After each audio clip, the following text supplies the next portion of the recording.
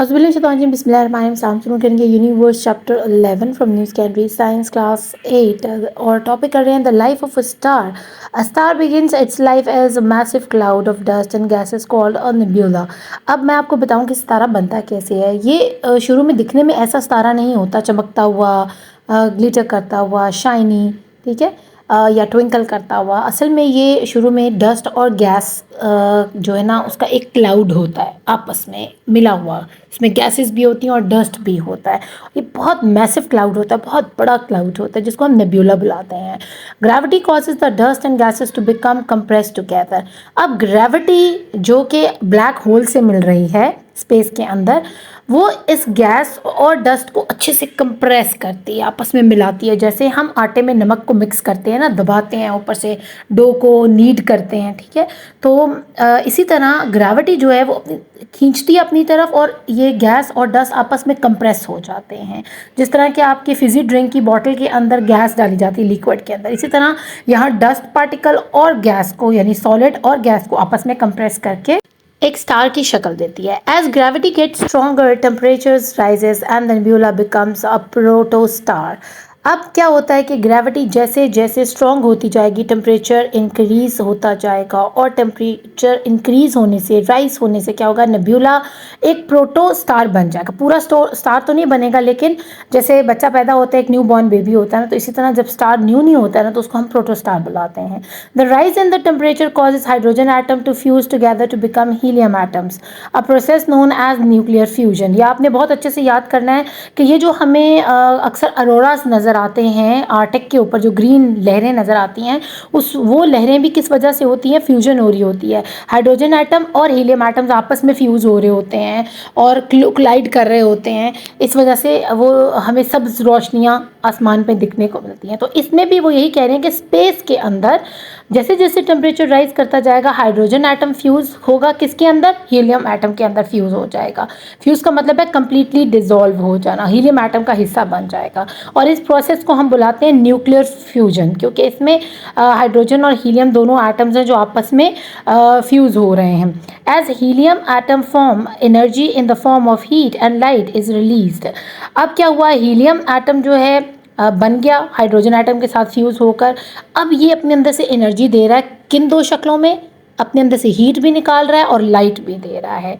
Large number of helium atoms from every second and the heat produce is intense. अब जैसे जैसे hydrogen atom fuse करता जाएगा helium के साथ और ये न्यूक्लियर फ्यूजन चलती रहेगी और large number of helium atoms बनते जाएंगे और उनमें से हर लम्हे हीट बढ़ती जाएगी, हीट निकलती जाएगी और लाइट निकलती जाएगी। वो इतनी इंटेंस हो जाएगी कि अब एक नया सितारा पैदा हो जाएगा, ठीक है। तो ये सारा प्रोसेस है कि जैसे एक लाइफ साइकिल होता है ना, बच्चा कैसे पैदा होता है, ठीक है। तो अब हम एक्सप्लेन करेंगे कि कैसे स्टार बनना शुरू होता है। सबसे पहले मैसिव डस्ट क्लाउड होता है, डस्ट और गैस क्लाउड, जिसको नेबुला कहा जाता है।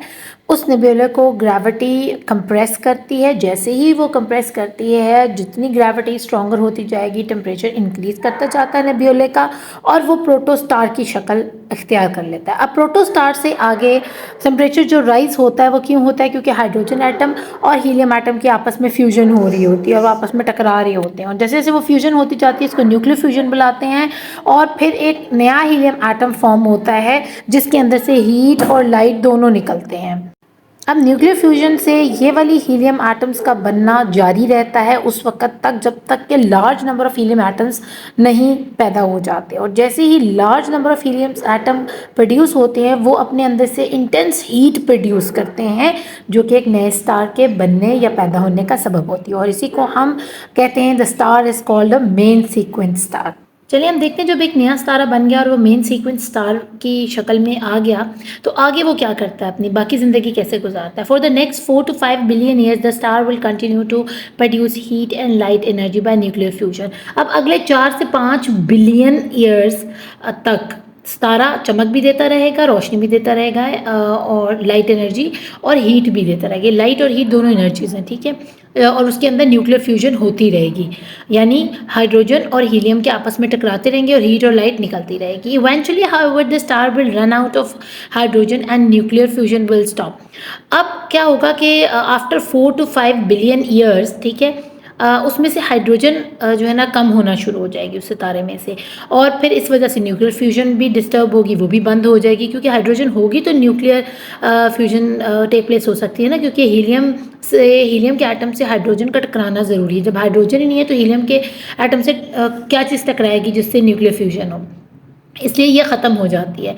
There will be a sudden fall in pressure at the center of the star and it will collapse, causing temperature at its center to rise to over 100,000 या आप 1 crore degrees के करीब है ये, ठीक है। अब होता क्या है कि जैसे ही न्यूक्लियर फ्यूजन स्टॉप होती है, इसका प्रेशर जो है ना वो गिरना शुरू हो जाता है, और सारा प्रेशर जो है मेन सेंटर में पहुंच जाता है स्टार के, जो सेंटर का हिस्सा होता है, और वहाँ का टेम्परेचर 1 करोड़ डिग्री से भी लगभग ऊपर चला जाता है। At such high temperature helium atoms will fuse. अब इतने हाई टेम्परेचर पर हीलियम एटम्स ही फ्यूज़ होना शुरू हो जाते हैं together to make heavier atoms, आपस में फ्यूज़ होना शुरू, यानी हीलियम के अंदर फ्यूज़ होना, घुलना, डिजॉल्व होना शुरू हो जाएगा, और क्या बनाना शुरू कर देगा, और बड़े बड़े एटम्स बनाना शुरू कर देगा, अपने से बड़े। When this happens the star will get bigger and bigger forming a red giant, और फिर इसके नतीजे में वो स्टार बड़ा होता जाएगा और एक लाल रंग के बड़े जाइंट देव जितना बड़ा हो जाएगा। ये सीक्वेंस आपको साथ साथ नजर आ रहा है, ठीक है। What happens next depends upon how big the star is। अब इससे आगे क्या होगा ये डिपेंड करता है कि वो रेड जाइंट जो है उसका साइज क्या है, छोटा है या बड़ा है। यहाँ पर आपको पिक्चर में 2 रेड जाइंट नजर आ रहे हैं, एक ज़रा छोटा है और एक ज़रा सुपर जाइंट स्टार है, एक खाली रेड जाइंट है और एक सुपर जाइंट है। Stars of a similar size to over sun and smaller will finally collapse to finish their life first as a visible white dwarf star then as an invisible black dwarf star। अब वो सारे stars जो कि सन के size जितने हैं या उससे थोड़े से छोटे हैं वो कोलैप्स होना शुरू होंगे, गिरना शुरू होंगे। पहले वो रेड जाइंट स्टार बनेंगे, फिर वो वाइट डिवर्फ बनेंगे, वाइट डिवर्फ से फिर वो ब्लैक डिवर्फ बनेंगे, और फिर फाइनली इनविजिबल हो जाएंगे, गायब हो जाएंगे। ये हम पढ़ रहे हैं आपकी लेफ्ट वाली साइड वाले स्टार्स के बारे में, छोटे रेड जाइंट स्टार की किस तरह सीक्वेंस है उसके ख़त्म होने का।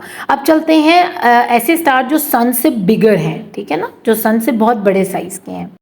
Stars that are much more massive than our sun collapse in explosion called supermove to become black hole।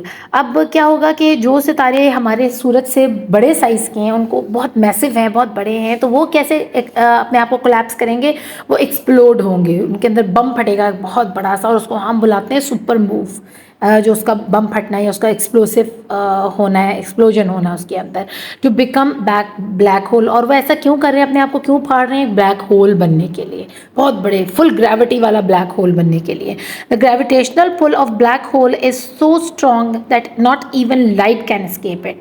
अब वो जो ब्लैक होल बन गया इनके एक्सप्लोजन करने से, इन्हीं स्टारों के, ये स्टार अब ब्लैक होल की शक्ल में आ गए हैं, तो वो अब इतना स्ट्रॉन्ग उसके अंदर ग्रेविटेशनल पुल है कि कोई चीज़ भी उससे बचकर नहीं जा सकती। इवन के लाइट को भी वो अपनी तरफ खींच लेता है, लाइट एक एनर्जी है, वो लाइट को भी अपनी तरफ खींच लेता है। Star not massive enough to become a black hole will become a neutron star. लेकिन ऐसे सितारे जो कि ब्लैक होल नहीं बन पाते, ठीक है, एक्सप्लोजन के बाद, तो वो किस में कन्वर्ट हो जाते हैं, वो न्यूट्रॉन स्टार बन जाते हैं। Neutron star is very small but very dense. Neutron star बड़े छोटे होते हैं लेकिन डेंस होते हैं, गाढ़े शक्ल के होते हैं, गाढ़े होते हैं। Some neutron stars spin very rapidly, give off light impulses rather like light from a lighthouse।